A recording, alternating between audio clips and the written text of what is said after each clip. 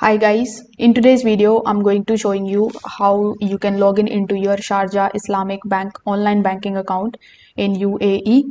So first of all, you need to come here on sib.ae, which is the official website of the Sharjah Islamic Bank. Now over here on the top right hand corner, you will see this online tab. When you hover over to it, you will find the option of personal account, business account and SIB Smiles. So here, if you have a personal account with them, simply select the first option. You can also select the second option if you have a business account with them. Now, whichever account you have with the Sharjah Islamic Bank, you need to simply click on it. Then it is going to redirect you here on the next page. It is going to take some time and show you the options. So here on this page, you will have to provide your user ID first, then click on the option of secure login.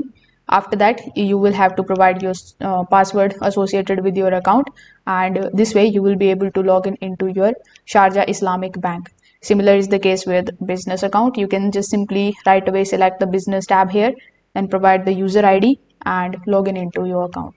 So if this video helped you out, make sure that you like this video and subscribe to the channel. Thanks for watching.